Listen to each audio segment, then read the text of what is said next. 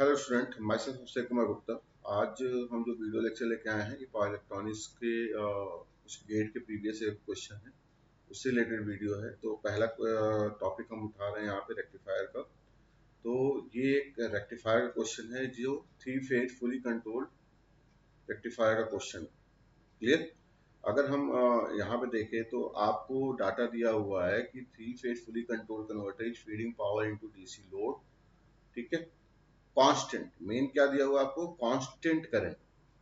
Current की value क्या है, कांस्टेंट है, वो 150 एम्पियर के बराबर। यानी अगर हम इसके सोल्यूशन की बात करें तो आपको दिया हुआ है आउटपुट करंट आई नॉट, जो कि एक कांस्टेंट करंट है, वो 150 एम्पियर के बराबर। गेट 1998 का आया हुआ क्वेश्चन है ये, और आपसे पूछा जा रहा है what is the RMS current through each thyristor of the converter. ये चीज तो हमें पता है कि अगर 3 फेज फुली कंट्रोल्ड रेक्टिफायर है, ठीक है, तो उस कंडीशन में आपके कितने होते हैं स्विच, आपके 6 SCR यूज होते हैं। क्लियर? अगर हम एक इंडिविजुअल SCR की बात करें तो एक इंडिविजुअल SCR आपका ट्रिगर्ड होता है फॉर 120 डिग्री यानी 2 pi by 3 radian. Individual SCR on for 120 degree और 2 pi by 3 radian. Clear? During complete cycle. Complete cycle का मतलब क्या हो गया, ड्यूरिंग 360 डिग्री। पूरे 360 डिग्री के दौरान आपका जो SCR है 120 डिग्री या 2 पाई बाई 3 रेडियन के लिए ट्रिगर्ड होता है। और क्वेश्चन आपसे पूछा जा रहा है कि आरएमएस वैल्यू ऑफ करंट क्या होगा। बहुत सिंपल सा क्वेश्चन है, इस क्वेश्चन करने की जरूरत नहीं है।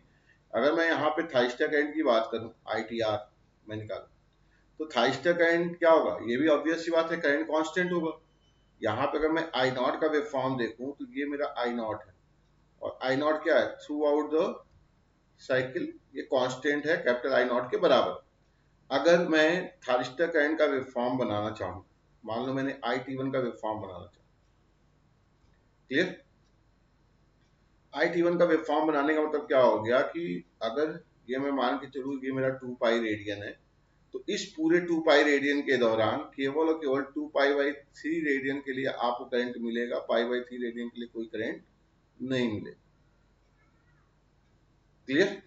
ठीक है, ये आपका IT1 का वेव फॉर्म आ। क्लियर? फिर 2 पाई के बाद फिर से ये साइक्लिक प्रोसेस शुरू होगा। यानी कहने का मतलब क्या है, यहाँ पे एक्चुअली क्या है कि जब भी आप फुली कंट्रोल पढ़ेंगे तो वहां पे पेयर में स्विचेज ट्रिगर्ड होते हैं, बट एक इंडिविजुअल SCR आपका 120 डिग्री के लिए ऑन होगा, भले ही पेयर में होगा, T1 T2 एक साथ पेयर्ड में होगा, फिर उसके बाद T2 T3 का टर्म आएगा। बट क्या हो रहा है, T2 T1 के साथ भी इन्वॉल्व है, T2 T3 के साथ भी इन्वॉल्व है, ऐसे होता है यहाँ पे। तो यानी 120 डिग्री के लिए आपका SCR क्या हो रहा है, ट्रिगर्ड हो रहा है। तो अगर मुझे रूट मीन स्क्वायर वैल्यू निकालनी है थायरिस्टर की, तो सिंपल क्या हो जाना है, आपका टोटल साइक्लिक पीरियड 2 पाई का है। क्लियर? और आपका रूट मीन स्क्वायर वैल्यू क्या होता है, पहले हम स्क्वायर लेते हैं सिग्नल का। सिग्नल का स्क्वायर मतलब क्या हो गया, यहाँ पे आई नॉट ही है तो आई नॉट का स्क्वायर लिया। क्लियर? और हम यहाँ पे एरिया अंडर कर्व निकालते हैं, तो ये एरिया अंडर कर्व के लिए विड्थ क्या आ रही है, 2 पाई बाई 3 के बराबर ही है, कुछ और तो हो नहीं रहा है। ये आपका एरिया अंडर कर्व हो गया। टोटल टाइम पीरियड कितना हो गया, 2 पाई का, तो 1 upon time period into area under curve, और इसको हम क्या करते हैं, अंडर रूट के अंदर लेते हैं। यानी ये हमारी वैल्यू क्या आ गई, आई नॉट बाई रूट 3 के बराबर। तो हमेशा ध्यान रखिएगा कि जो थायरिस्टर करंट है उसका जो रूट मीन स्क्वायर वैल्यू होता है always I nought by root 3, बशर्ते आपका करंट क्या दिया हो, कांस्टेंट दिया हो। तो इसकी वैल्यू हम सिंपली कैलकुलेट कर लेते हैं, 1 अपॉन 150 बाई रूट 3। जब हम इसको कैलकुलेट करेंगे तो अप्रॉक्सीमेटली 86.6 एम्पियर के बराबर करंट आएगा। क्लियर? ठीक है, तो सिंपल से क्वेश्चन होते हैं, क्वेश्चन में कॉन्सेप्चुअल व्यू होता है और कुछ होता नहीं है, तो आप आसानी से ऐसे क्वेश्चन को कर सकते हैं। क्लियर? एक बार आंसर चेक कर लेते हैं, 86.60 एम्पियर आएगा ये। ठीक है, तो ये आपका क्या हो गया, आंसर हो गया। तो मेरे ख्याल से आपको क्लियर हुआ होगा कि एक 3 फेज फुली कंट्रोल्ड कन्वर्टर के जो क्वेश्चन होते हैं वो कैसे आसानी से निकलते हैं, और जनरली ये कांस्टेंट करंट के लिए ही पूछा जाता है। क्लियर? अब हम नेक्स्ट न्यूमेरिकल देखने जा रहे हैं, 3 फेज पे ही बेस्ड है। ठीक है, ये है आपका गेट 2007 का न्यूमेरिकल। इस क्वेश्चन में क्या दिया हुआ है कि थायरिस्टर ब्रिज कन्वर्टर आपको दिया हुआ है और वो बिहेव कैसे कर रहा है, एक लाइन कम्यूटेटेड इन्वर्टर की तरह। क्लियर? ये भी आपने पढ़ा हुआ है कि एक आपका fully controlled SCR, fully controlled rectifier कैसे एक लाइन कम्यूटेटेड इन्वर्टर की तरह बिहेव करता है जब पावर फेड होता है from load to source. Clear? वो किस पे डिपेंड करता है, फायर एंगल पे डिपेंड करता है।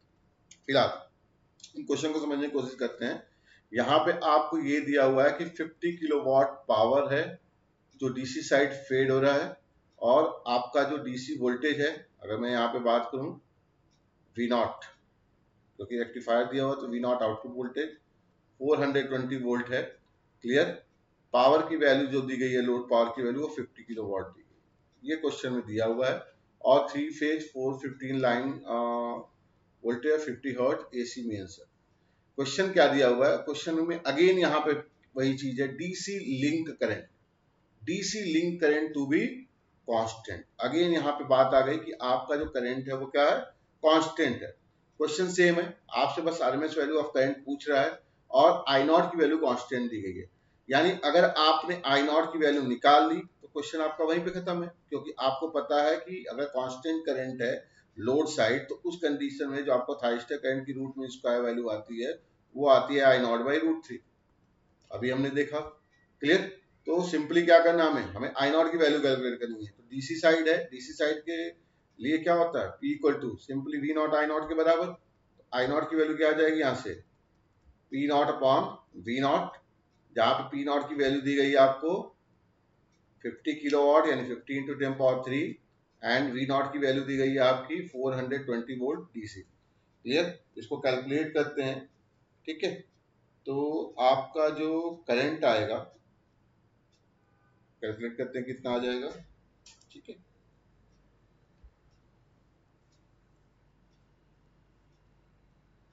आपकी करंट की वैल्यू आनी है 50,000 बाई 420। ये करंट आएगा आपका 119.047, तो हम 05 ले लेते हैं राउंड फिगर करके, एम्पियर। आपसे पूछा क्या जा रहा है, थायरिस्टर करंट की वैल्यू। आईटीआर की वैल्यू क्या हो जाएगी, आई नॉट बाई रूट 3। अभी हमने देखा कॉन्सेप्ट क्या होता है इसका, तो ये क्या हो जाएगा 119.05 अपॉन रूट 3 के बराबर। क्लियर?